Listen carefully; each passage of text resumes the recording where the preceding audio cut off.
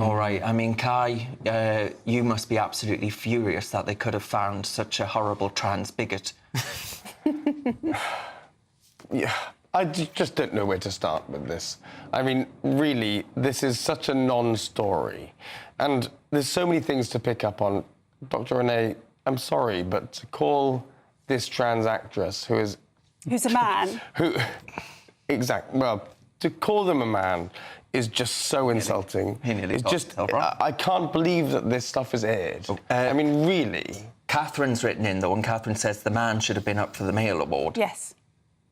This is depriving a woman of a nomination and potentially an award, Kai. I'm a woman. I was born a woman. I can never be a man, even if I want to. Fact.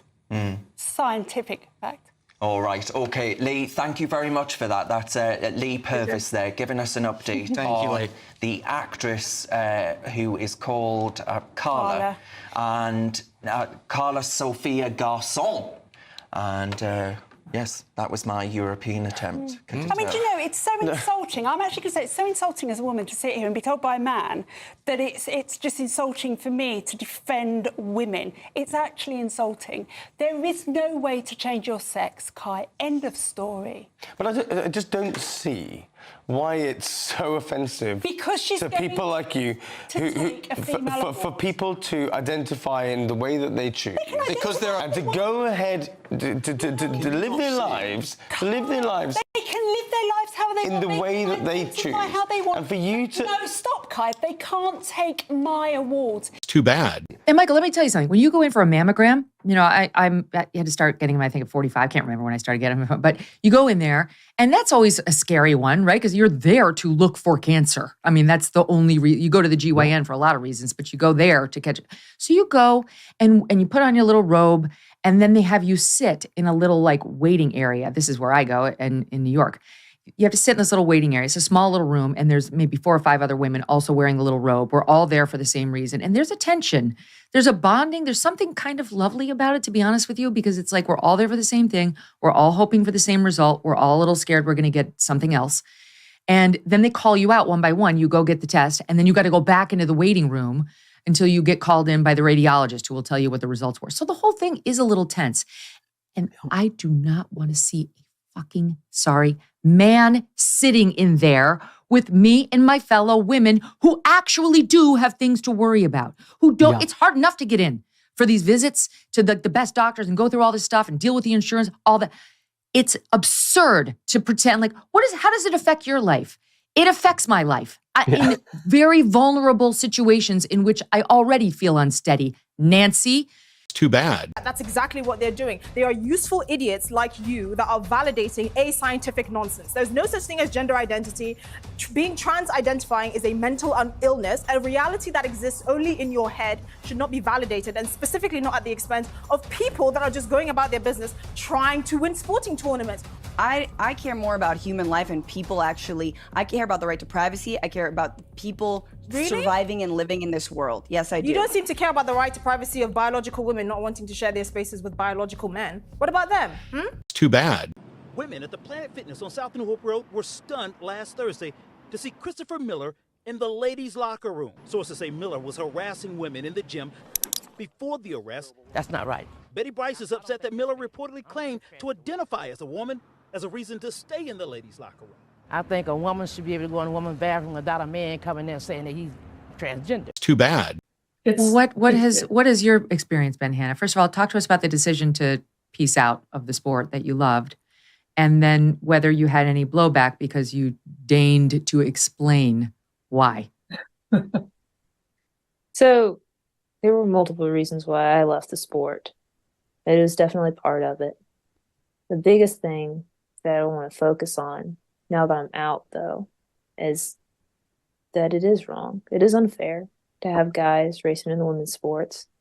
I don't want to watch any more of the young athletes I helped mentor have to go through that, or have to look forward, but not even look forward, dread that if they get in the elite women's field one day, which would be a dream come true for them, that they don't get to race women, they have to race guys.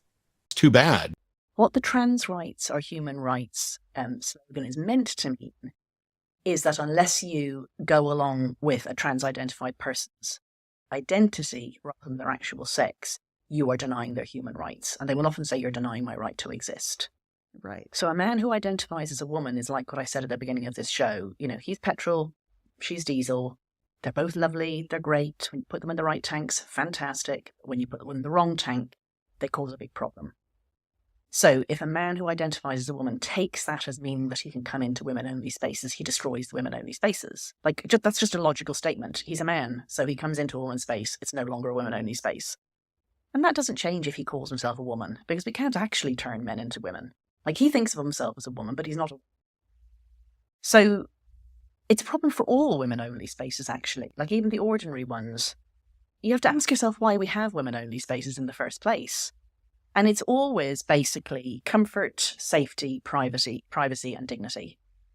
Most people really do feel more comfortable in awkward situations with only people of their own sex there.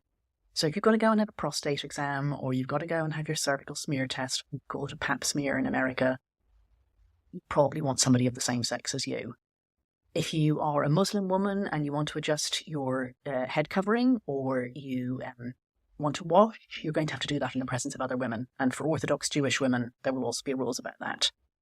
And, you know, if you're a rape victim, or you are very shy, or you were a domestic abuse survivor, or you were abused as a child, you may have very strong feelings about not wanting to be vulnerable or visible in mixed sex spaces. But just most women, like even women with none of these special characteristics, if you're going to have to undress from the waist down, which we do, in order to just have a pee, you want only other women around. Like, even if there's a door, it just feels better that men are outside two doors.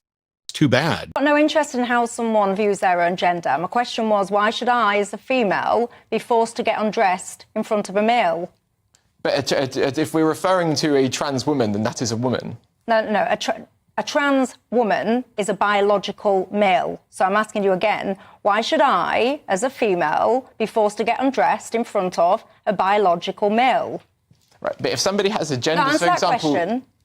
Well, nobody's making you do that, Michelle. Yes, you do. There's cases going through the courts at the moment. I can think of one such case in the NHS where some nurses are taking action because they were forced to share a changing room with a gender-neutral changing room where there was what you call a trans woman, i.e. a biological male, using those facilities.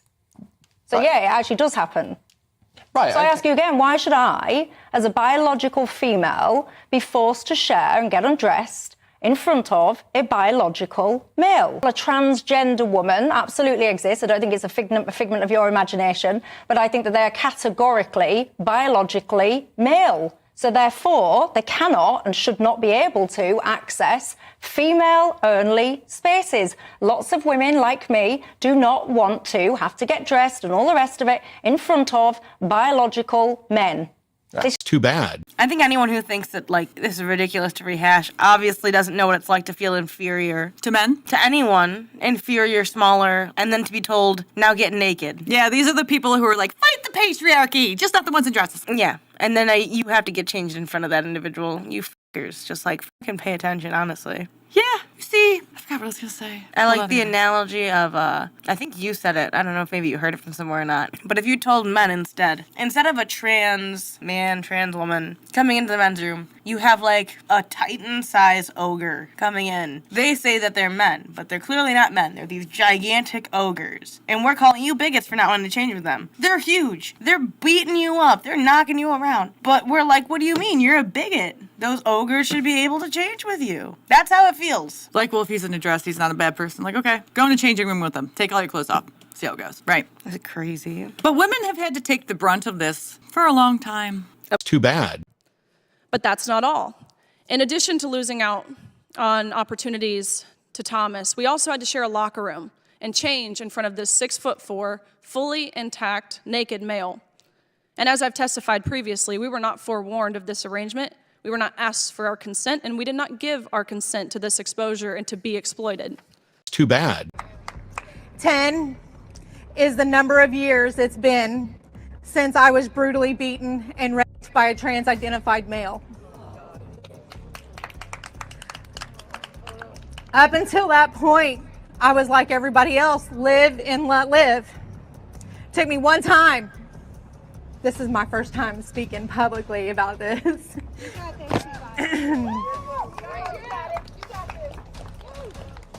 It took one time to change my mind, to open my eyes and see how our rights and protections are being eroded away. Too bad. I take you already to the University of Tampa and Young America's Foundation, which happened to catch one of these fakers coming out of the women's restroom. I think it's just on Friday. Watch.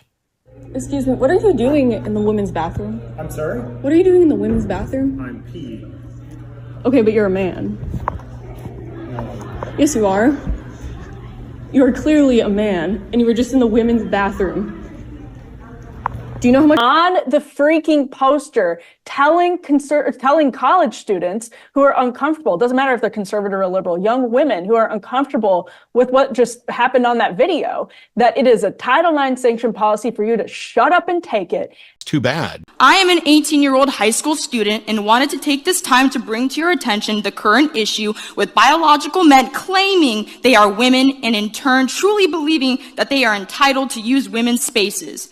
There was an incident within our district that occurred recently regarding a transgender woman who really is a biological man having an altercation with a young woman at MLK High School. It was infuriating when I had seen the video on social media, but what was detrimental to this is the fact that this man is and has been using the women's restroom and locker room.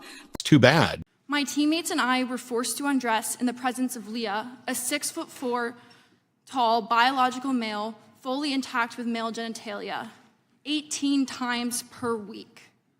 Some girls opted to change in bathroom stalls, and others used the family bathroom to avoid this. When we tried to voice our concerns to the athletic department, we were told that Leah's swimming and being in our locker room was a non-negotiable, and we were offered psychological services to attempt to re-educate us to become comfortable with the idea of undressing in front of a male. To sum up the university's response, we, the women, were the problem, not the victims. We were expected to conform, to move over, and shut up. Our feelings didn't matter. The university was gaslighting and fear-mongering women to validate the feelings and identity of a male. I know of women with sexual trauma who are adversely impacted by having biological males in their locker room without their consent. I know this because I am one of these women. I was sexually assaulted on June 3rd of 2016. I was only 16 years old. I was able to forgive my attacker, but violence against women still exists. Let us not forget the viral Me Too movement that empowered female victims to speak up. It casts a spotlight on the widespread prevalence of sexual assault and abuse, including in scholarly and educational institutions. Individuals on this committee have previously stated violence against women is all too common. I am grateful for those members who have brought awareness to the violence against women in the past, but unfortunately, there's still much to be done. As a sexual assault survivor, many policies pushed today completely ignore my experiences and many women like me. Too bad.